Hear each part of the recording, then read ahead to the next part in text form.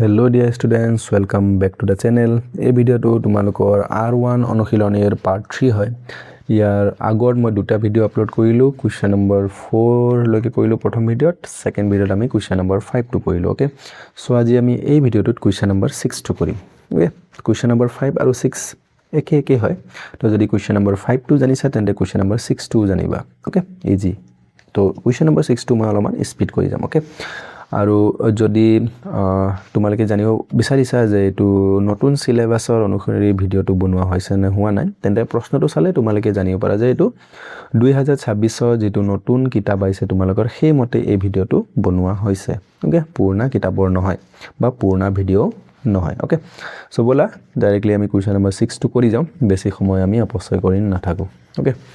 So question number 6 টো কি কৈছে আমি প্ৰথমতে প্ৰশ্নটো আৰামসে ভালকৈ বুজি ল'ব লাগে, তাৰ পিছতে আমি কৰা আৰম্ভ কৰিম। ওকে, বেছি আমি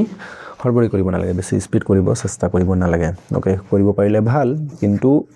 প্ৰশ্ন আগত প্ৰথমতে আমি ভালকৈ বুজি ল'ব লাগে। ওকে, সো প্ৰশ্নটো আমাক কি কৈছে, তলৰ প্ৰতিটো সংখ্যাৰ বাবে আটাইতকৈ সৰু কি সংখ্যাৰে হৰণ কৰিলে, ইয়াৰ আগৰটো আছিল পূৰণ কৰিলে। ওকে, আটাইতকৈ সৰু কি সংখ্যাৰে হৰণ কৰিলে সংখ্যাটো এটা পূৰ্ণ বৰ্গ সংখ্যা হ'ব। ওকে, কি হ'ব লাগিব, পূৰ্ণ বৰ্গ হ'ব লাগিব। পূৰ্ণ বৰ্গ মানে জানে স্কয়াৰ বনাব পাৰিব লাগিব, হয়নে? যেনেকৈ 4 টো এটা পূৰ্ণ বৰ্গ সংখ্যা, 2 2 4 লিখিব পাৰো, 2 দুবাৰ পূৰণ কৰিলে হয়। 9 টো এটা পূৰ্ণ বৰ্গ সংখ্যা, হয়নে? কাৰণ 9 টো আমি 3 পূৰণ 3 লিখিব পাৰো, যদি এনেকা দুবাৰ পূৰণ কৰি লিখিব পাৰো এনেকা স্কয়াৰ হৈ যায়, তেতিয়া আমাৰ কি হৈ যায়, পূৰ্ণ বৰ্গ সংখ্যা হয়। ওকে, সো এক নম্বৰ প্ৰশ্নটো আমাক কিমান দিয়া আছে, 468। তো কোৱেশ্চন নম্বৰ 6 ৰ এক নম্বৰটো দিয়া আছে 468। সো তাৰ কাৰণে আমি কি কৰিব লাগে, 468 টো আমি ভাঙি ল'ব লাগে, উৎপাদকত ভাঙিব লাগে। শেষত আছে 8, জুৰীয়া সংখ্যা হয়, জুৰীয়া সংখ্যা থাকিলে কি কৈছিলো মই, 2 এৰে হৰণ যাব। তো 2 এৰে প্ৰথমতে 4 2 2 4, 6 2 3 6, 8 2 4 8, ইজি। শেষত আছে 4, জুৰীয়া সংখ্যাৰে যাব, 2 এৰে যাব, অৰ্থাৎ জুৰীয়া সংখ্যা হয়। 2 গুণ 2, 3 2 গুণ 2, 2 2 4 বেছি হৈ যাব, এবাৰ যাব। কিন্তু 2 গুণ 2 হে হ'ল, আছিল 3, তো 1 থাকি গ'ল, তো 1 টো 4 ৰ আগত আহিব, 14, 2 7 গুণ 14, এতিয়া 117। এতিয়া 117 টো কিহেৰে যাব, এইটো যদি আমি কি কৰো, মনত আছে, মনত থাকিলেতো এইটো 13 9 গুণ 117 হয়। কিন্তু যদি মনত নাথাকে আমি কি কৰি চাম, যোগ কৰি চাম। যোগ কৰিলে 7 1 8, 8 1 9, যোগ কৰিলে 9 হৈ আছে। 9 টো 3 ঘৰৰ পুৰণিয়াত আহে, তো 3 ৰে হৰণ যাব। তো আমি 3 ৰে কৰিম, 3 ৰে একক নাযায়, দুটা লম, 11 হ'ব, 3 3 গুণ 9, কিন্তু আছিল 11, 10 11, 2 বাচি গ'ল, তো 2 টো 7 ৰ আগত আহিলে 27, 9 3 গুণ 27। আকৌ দুটা 39 হৈছে, 3 ৰে যাব, যোগ কৰিলে 12 হয়, 3 গুণ 3, 3 3 গুণ 9, তো এইটো 2 ৰ স্কয়াৰ, 2 3 ৰ স্কয়াৰ, বাকি থাকি গ'ল 13। তো 468 টো আমি কি লিখিব পাৰো, 2 ৰ স্কয়াৰ, 3 ৰ স্কয়াৰ পূৰণ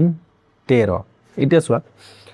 এইটো আমি বৰ্গ বনাব লাগে না জানো, 2 স্কয়াৰ 3 স্কয়াৰ পূৰণ 13। তো যেতিয়া আমাৰ 5 নম্বৰ প্ৰশ্নটো আছিল, তেতিয়া আমি কি কৰিছিল, পূৰণ কৰিব লাগিছিল। 13 আৰু এটা পূৰণ কৰি দিলো হয়, 13 13 পূৰণ কৰিলে 13 স্কয়াৰ হৈ গ'ল, স্কয়াৰ হলে কি হয়, বৰ্গ হৈ গ'ল, তো তেতিয়া আমাৰ পূৰ্ণ বৰ্গ হৈ গ'ল হয়। কিন্তু এতিয়া আমি হৰণ কৰিব লাগে, তো হৰণ কিহেৰে কৰিম, 13 ৰে কৰিম। তেতিয়া 13 13 কাটি যাব, তেতিয়া এইটো চোৱা স্কয়াৰ থাকি যাব, 2 স্কয়াৰ 3 স্কয়াৰ থাকি যাব, তেতিয়া আমাৰ কি যাব, পূৰ্ণ বৰ্গ হ'ব। মানে মই কি ক'ব বিচাৰিছো, এনসাৰটো এই যেটো শেষত আমি পূৰণ জিৰে কৰিব লাগিছিল তেনেকুৱা ধৰণৰ হ'ব। এইটো যদি প্ৰশ্নটো আহে কিহেৰে পূৰণ কৰিলে পূৰ্ণ বৰ্গ হ'ব, তো আমি এনসাৰটো 13 হ'ব। যদি প্ৰশ্ন আহে কিহেৰে হৰণ কৰিলে পূৰ্ণ বৰ্গ হ'ব, তেনে এনসাৰটো কি হ'ব, 13 হ'ব। তো এটাকে কি লিখিম আমি, এটাকে 13 ৰে 468 ক হৰণ কৰিলে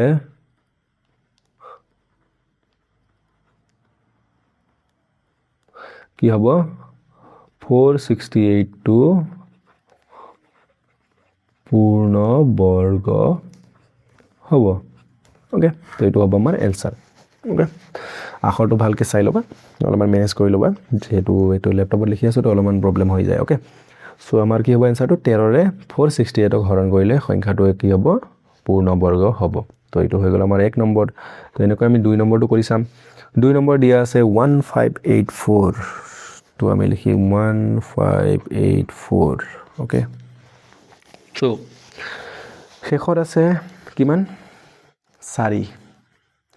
তো শেষত যদি 4 থাকে কি হয় জুৰীয়া সংখ্যা হয় জুৰীয়া সংখ্যা থাকিলে কিহেৰে যাব কৈছিলো 2 এৰে যাব তো এককটো না যায় দুটা ল'ব লাগিব 15 15 2 7 গুণ 14 কিন্তু আছিল 15 এক থাকি গ'ল তো 1 টো 18 কৰা আহিলে 18 হ'ব 2 9 গুণ 18 4 2 2 4 আকৌ জুৰীয়া সংখ্যা আছে শেষত 2 আছে 2 এৰে যাব 7 2 3 গুণ 6 এক থাকিব 7 আছিল 1 থাকি গ'ল 19 হ'ল 2 9 গুণ 18 এক থাকিল তো 12 হ'ব 2 6 গুণ 12 আকৌ শেষত 6 আছে জুৰীয়া সংখ্যা 2 এৰে যাব 3 2 গুণ 2 কিন্তু আছিল 3 এক থাকি গ'ল তো 19 হ'ব 2 9 গুণ 18 আকৌ এক থাকিব 16 হ'ল 2 8 গুণ 16 আকৌ 2 এৰে যাব 19 2 9 গুণ 18 19 আছিল 1 থাকিল আকৌ 18 কৰা আহিলে 18 2 9 গুণ 18 এতিয়া আছে 99 3 ৰে কৰিম 3 3 গুণ 9 3 3 গুণ 9 আকৌ 3 যাব 3 11 গুণ 33 2 স্কয়ার এটা 2 স্কয়ার দুটা 3 স্কয়ার এটা আর বাকি থাকি গ'ল 11 2 স্কয়ার কেইটা আছে আমাৰ দুটা আছে 3 স্কয়াৰ আছে বাকি আছে আৰু কি এক্সট্ৰা 11 তো এই 11 এ আমাক প্ৰবলেম দি আছে যদি 11 টো আমি হটাই দিও হৰণ কৰিলে তো কি হ'ব কাটি যাব তো এখিনি থাকি যাব এখিনি থাকি গলে আমাৰ কি হ'ব স্কয়াৰ স্কয়াৰ স্কয়াৰ হৈ আছে বৰ্গ সংখ্যা হৈ যাব তো এইটো আমাৰ উত্তৰ তো কি হ'ব আমাৰ 11 টো আমি হটাব লাগে তো এতেকে 11 ৰে লিখি যাব 11 ৰে 1584 ক হৰণ কৰিলে 1584 সংখ্যাটো এটা পূৰ্ণবৰ্গ সংখ্যা হ'ব যেনেকৈ মই 1 নম্বৰ লিখিছিলো তেনেকৈ কি লিখিম এতেকে 11 ৰে 1584 ক হৰণ কৰিলে 1584 সংখ্যাটো বা অনলি সংখ্যাটো লিখিলে হ'ব হৰণ কৰিলে এটা পূৰ্ণবৰ্গ সংখ্যা হ'ব ওকে সো 2 নম্বৰ হৈ গ'ল এতিয়া আমি সাম 3 নম্বৰ প্ৰশ্নটো 3 নম্বৰটো কি কৈছে 2645 তো 2645 এটো কোৱা এতিয়া কিহেৰে যাব 26 শেষত 5 আছে শেষত 5 থাকিলে কিহেৰে যায় 5 এৰে যায় তো 5 এৰে 2 একটো না যায় দুটা ল'ব লাগিব 26 তো 5 5 গুণ 25 এক থাকি যাব 14 হ'ব 14 2 5 গুণ 10 4 থাকি যাব 45 9 5 গুণ 45 এটা 529 এটা এই 529 to 23 পূৰণ 23 হয় তো এই কিছুমান বস্তু তোমালোকে মনত ৰাখিব লাগিব তো এইটো তোমালোকে কিতাপৰ কাখতে লিখি ৰাখিবা 529 মানে 23 পূৰণ 23 কাৰণ এই প্ৰশ্নটো যদি আহি যায় আৰু যদি মনত নাথাকে 23 পূৰণ 23 কৰিলে 529 হয় তেতিয়া হৈ যাব প্ৰবলেম ওকে তো সেই কাৰণে কিছুমান বস্তু এনেকুৱা আছে যেটো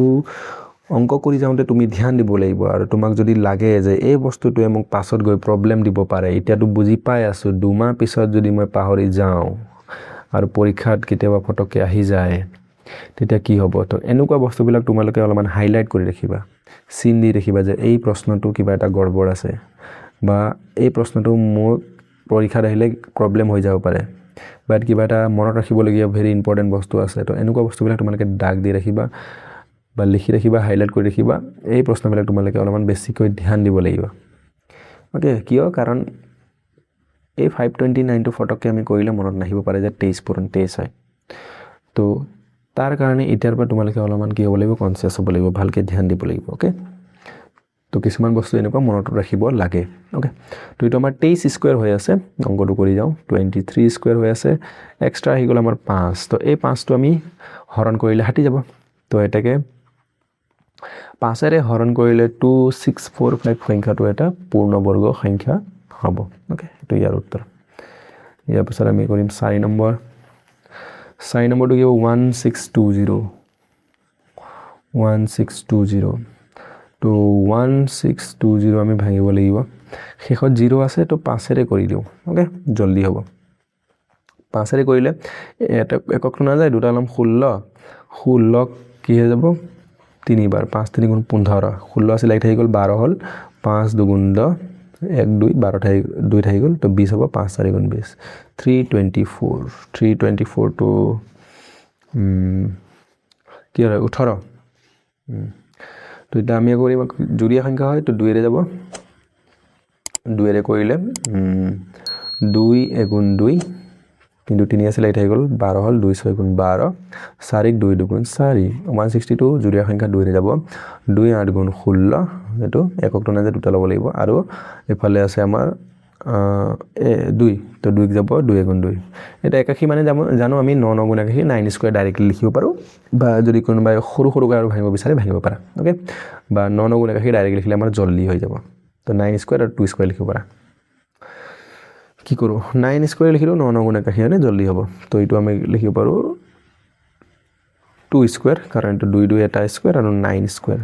পূৰণ 9 স্কয়াৰ পূৰণ আমাৰ এই এক্সট্ৰা 5 আছে তো এই 5 টো যদি মই কি কৰো